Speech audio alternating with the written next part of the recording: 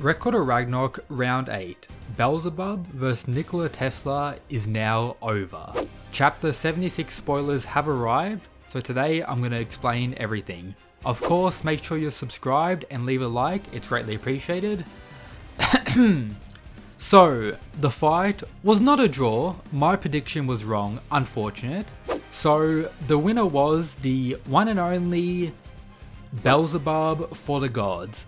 Tesla has fallen and now the scores are even for both sides. 4 wins to the gods and 4 wins to humanity. Shout out to the enlightened one from the Discord. Let's get into everything. First up, we need to talk about these two panels, of course. Beelzebub's victory panel is quite interesting, Beelzebub just walking away.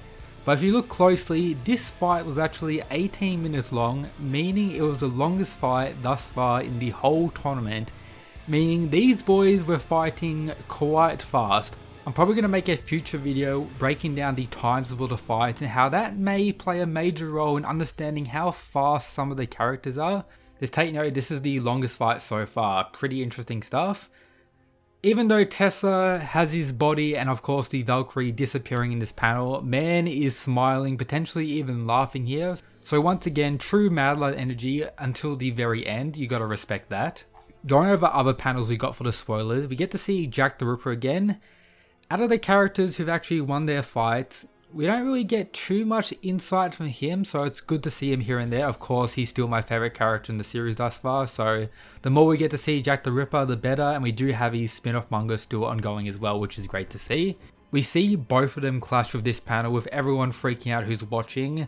The insanity of this clash is shown once again with this panel as well. Tesla seems to be just throwing various strikes while Beelzebub is blocking with his staff's vibrations, or his vibrations amped with his staff, until one moment. We see Tesla's arm be absolutely destroyed by Beelzebub's vibrations here. However, in the following panels in these spoilers, we see his arm that was destroyed kinda teleport behind Beelzebub to land a punch. So it seems like he used his teleportation on his arm, which was destroyed by Beelzebub, to try and land his last and final attack. However, that clearly did not work as Beelzebub won, but we don't get to see what happened after that in these spoilers here. It goes from this panel to this in the leak, so that's all we currently have. Based on the spoilers, it seems like Beelzebub didn't enter his Satan transformation or anything along the lines of that. Also considering the final panel of Beelzebub's victory, he's clearly just in his regular state, no Satan transformation. Unless for Beelzebub to block this attack, that's where the transformation actually came out, and maybe in a few days when the full rules drop we'll be able to see that. That may just be me coping at this point, wanting to see Beelzebub enter his transformation. If I'm being honest, it most likely didn't occur whatsoever, and that's really just the end of the fight. Beelzebub countered it, and then Tesla was pretty much out of energy at this point. That was his last and final attack, with Beelzebub most likely countering it.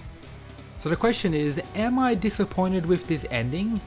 Beelzebub winning, not so much. For the sake of the future of the story, the fight needed to be a draw or Beelzebub winning, or it would kinda take away from future fights if Tesla was to win.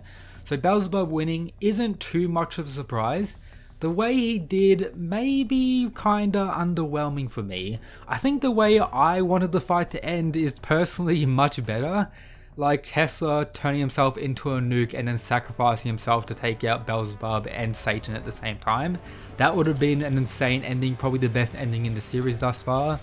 Maybe I should be writing the series, but that's the ending. Tesla gave it his all, but wasn't good enough to defeat Beelzebub, and that's really all of it. If I had to rank this fight quickly, I'll probably rank it in the middle of the pack. I wouldn't say it's the worst fight in the series by far, just around the middle of the pack. All fights in Record of Ragnarok, are top tier in my opinion, so this isn't personally my top 3 or anything like that, just a middle of the pack fight in Record of Ragnarok so far. Of course, let me know your fight rankings down below, I'd love to read all of those. However, a major reason of why Tesla actually lost, if you didn't know, 2 days ago my channel here, Mysterious Weeb, was actually hacked, and the hacker changed the name to Tesla to stream some cryptocurrency scam things on my channel. That's why Tesla lost. confirmed 100% fact. That is definitely what happened. If that didn't occur, I think the fight would have actually been a draw. So that's just some canon information I decided to share.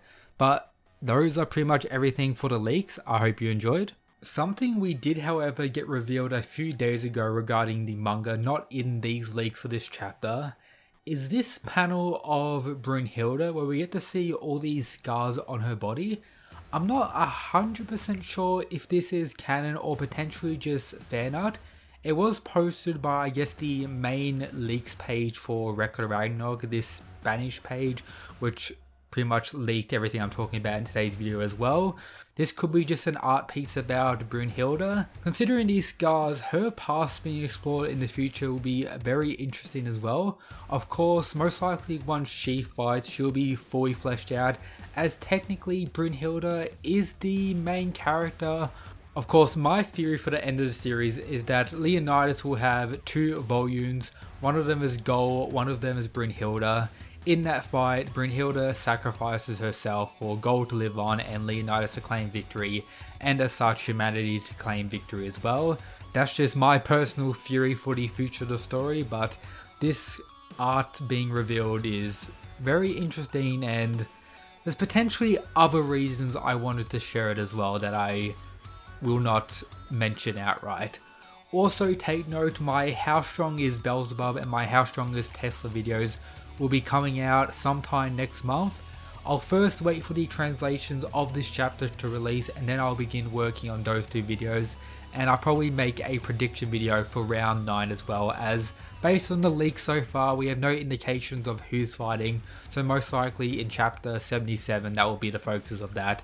Maybe one human or god or both of them getting revealed for round 9. That's going to be pretty hype. I wonder what Beelzebub's role in the future of the story will actually be, because his whole thing prior to this fight, as I mentioned in my previous video, was him wanting to die. However, due to pretty much Lilith's will, he really can't just give his life away, and then the whole Satan stuff I guess wasn't really explored from his flashback.